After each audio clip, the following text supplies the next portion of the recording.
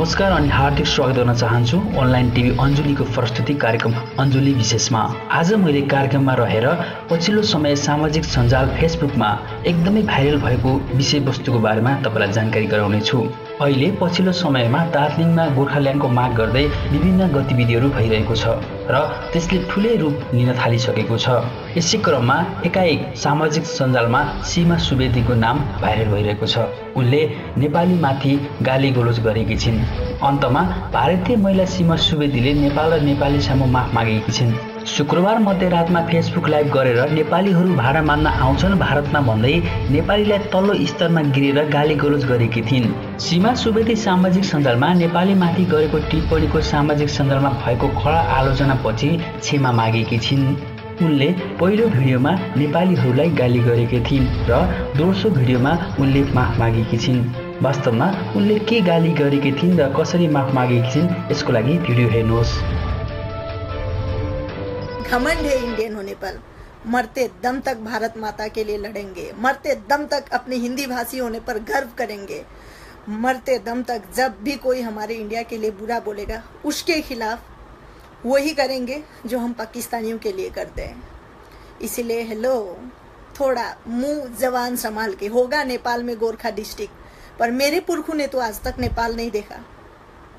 और हमें आप लोग धोती धोती बोलते हो ना, हे हमें गर्व है धोती पहनने पर, हमारा नेशनल कस्ट्यूम है, हमें गर्व है।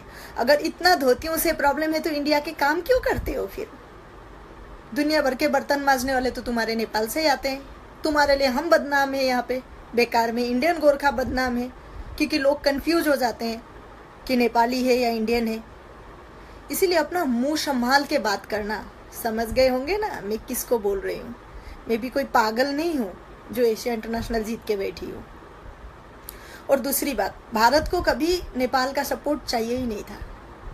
वो तो हमारे, और जो हमारे पीएम मोदी के बारे में आप लोग बुरा बुरा बोल रहे हो ना, वो तो मेहरबानी करो। जब तुम्हारी यहाँ अर्थक्वेक आई थी ना, ऐसा कोई भारतीय नहीं था जिसने तुम्हारे लिए प्रे नहीं किया। ऐसा कोई इंडियन नहीं होगा जिसने तुम लोगों के लिए डोनेशन बॉक्स रोड में रखा। इसलिए आगे से इंडिया के बारे में कुछ भी बोलने से पहले 100 बार सोचना। जय हिंद। आज नेपाली भाषी, नेपाली जाति, नेपाली सम्प्रदाय, गोर्खा सम्प्रदाय र समग्र गोर्खा जातिको लागि, उहाँहरूको हितको लागि अगर काहीँ पनि फाइट गर्नु पर्यो भने सीमा सुवेदी हमेशा तयार छ। लेकिन आज मैले जब जितेकी थिएँ, अर्को कुरो साथै, आज मैले जब जितेकी थिएँ तब समग्र नेपाली जातिले पनि, जति पनि मलेसियामा हुनुहुन्थ्यो उहाँहरूले धेरै एप्रिसिएट गर्नुभएको थियो, समग्र गोर्खा जातिले। र हामी एक हौं, भलै हामी यहाँ रहौं या वहाँ रहौं। हाँ, अर्को कुरो हजुरहरूलाई लागु होला, आज हजुरहरू पनि आफ्नो जग्गामा सही हुनुहुन्छ। किनभने एउटा कमेन्ट, 4-5 वटा मैले कमेन्ट यस्तो पाएँ जसले मेरो देशलाई, भारतलाई, साथै भारतमा रहनु भएको 1000 करोड तमाम समग्र विश्वमा रहनु भएको गोर्खाहरूलाई गाली दिएको। त्यस गालीको प्रत्युत्तरमा, त्यो गालीलाई जब उहाँहरूले हामीहरूको लागि गाली बक्नु भयो, आज हेर्नुहोस् मैले अलिकति नराम्रो पनि होइन, मैले खालि अलिकति भन्दा हजुरहरूलाई कति दिल दुख्यो। अब यो कुरालाई अप्लाई गर्नुहोस् मेरो क्षेत्रमा, जुन भारतलाई मैले रिप्रेजेन्ट गरें, जुन चाहिँ भारतमा हामी बस्छौं। आज हामीहरूको भारतीय जाति, भारतीय गोर्खा, समग्र गोर्खा जात, समग्र हिन्दू गोर्खाहरूको लागि, समग्र नेपाली भाषीको लागि आज हामीहरू लडिरहेका छौं। आज जग्गा जग्गाबाट मान्छेहरूले हामीलाई सपोर्ट गर्नु भएको छ। आज विदेशमा रहनुभएका नेपालीहरूले पनि, आज विदेशमा रहनुभएका नेपालीहरूले पनि हामीहरूलाई सपोर्ट गर्नु भएको छ है। समग्र नेपाली भाषी, समग्र गोर्खा जातको हितको लागि हमेशा आज जब कुरो केवल गोर्खा जातै मात्रै होइन, कोही पनि नारी, कुनै पनि नारी माथि जब पनि अत्याचार हुन्छ, अरू मैले त्यो कुरा देखेँ भने म सीमा सुवेदी हमेशा त्यस नारीको प्रति, उहाँ नारीको भएर खडा हुनलाई म आफ्नो एउटा रेस्पोन्सिबिलिटी महसुस गर्छु। हजुरहरूले भन्नुभयो म नेपाललाई नफरत गर्छु है, ठीक छ, हजुरहरूको मते म नेपाललाई नफरत गर्छु।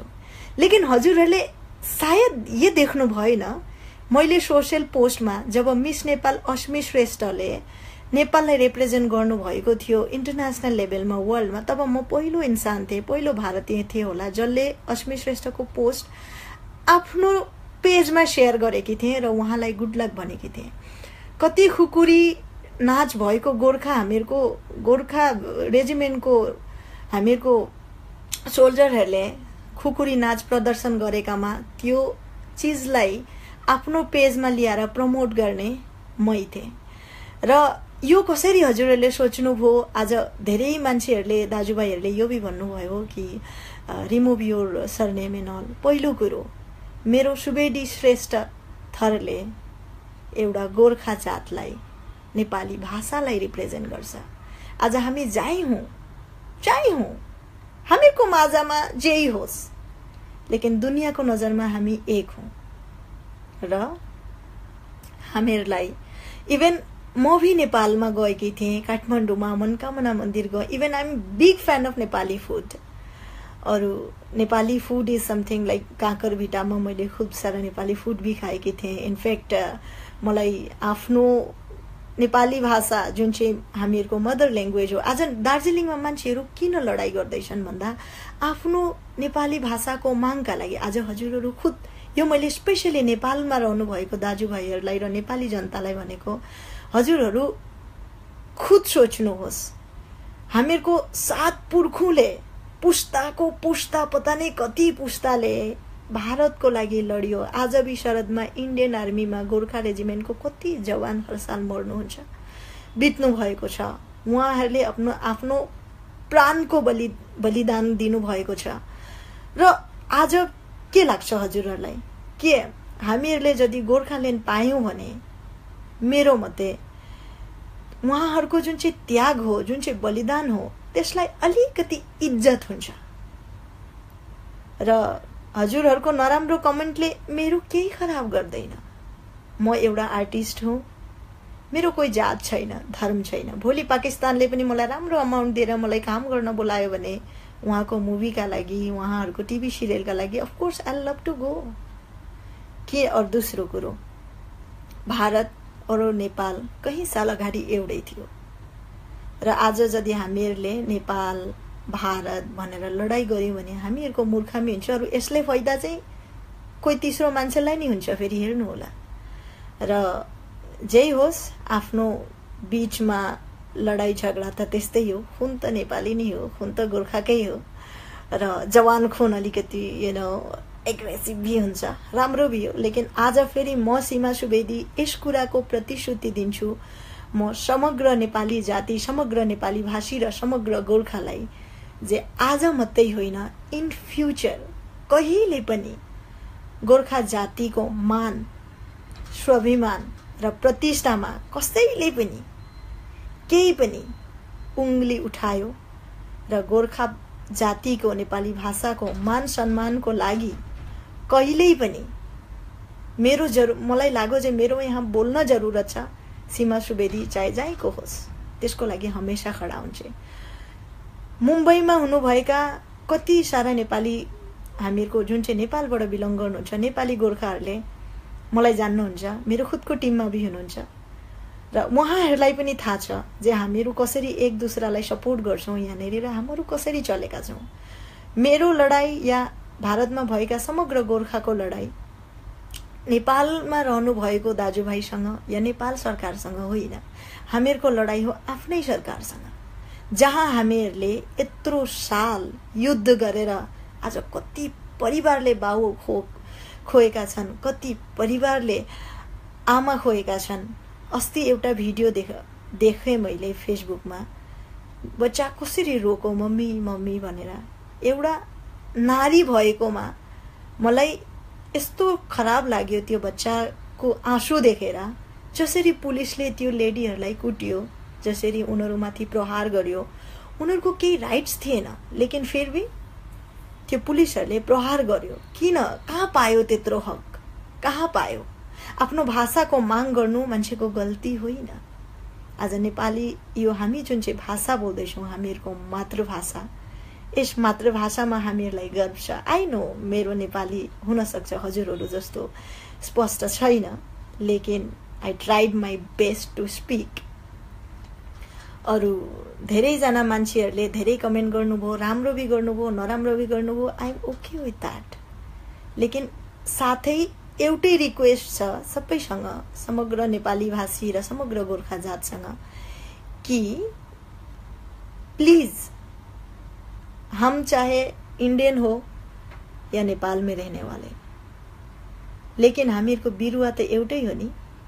यस कुरालाई नबिर्सिएर खुकुरीको धार चलाउन मैले भी जानेको छ, किनभने गोर्खाको खुन ममा पनि छ।